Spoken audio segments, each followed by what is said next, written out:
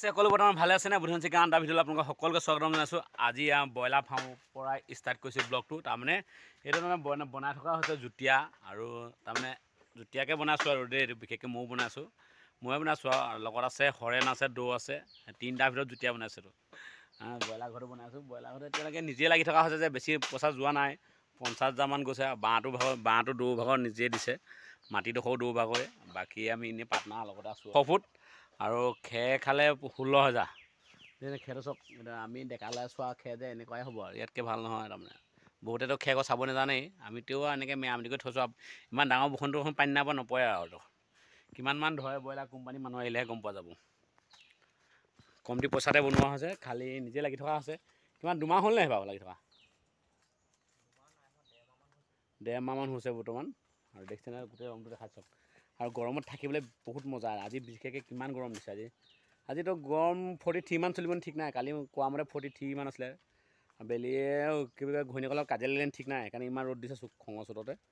ঘৈণীয়েকক পিটিব নোৱাৰা দুখতে এনেকুৱা হৈছে। বেলিয়ে ঘৈণীয়েকক পিটিব নোৱাৰিলে, যা তহঁতিয়ে মৰ বুলিব গৰমত, সেই বুলি কয় দিছে ৰ'দটো বেছিকৈ। বৰষুণ দিলেও বেছিকৈ দিয়ে, ঘৈণীয়েকৰ লগত কাজিয়া লাগিব বৰষুণকে বেছি দি দিব। ঘৈণীয়েকক পিটিব নোৱাৰে বিশেষকৈ, সেইকাৰণে এনেকুৱা হৈছে। হয় নহয় কৃষ্ণদা? কথাটো হয় নহয় বাৰু? বাকী ৰাইজক শাস্তি দিছেনে? দিছেনে? পিটিব নোৱাৰিলে কাৰণে ৰাইজকে শাস্তি দিছে, তহঁতিয়ে মৰচোন বুলিব গৰমত। গৰমত তহঁতিয়ে মৰ বুলিব।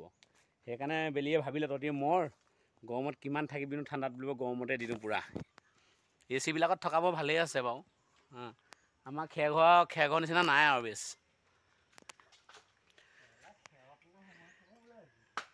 ইয়াত খেৰৰ তলত আছেহি আমাৰ ব্ৰইলাৰ ফাৰ্মত। কৃষ্ণদাই অপেনিং কৰিছে হয়নে? এইফালে দৈয়ে গান ধৰি বৈ আছে, হয়নে এইফালে বে বান্ধি আছে।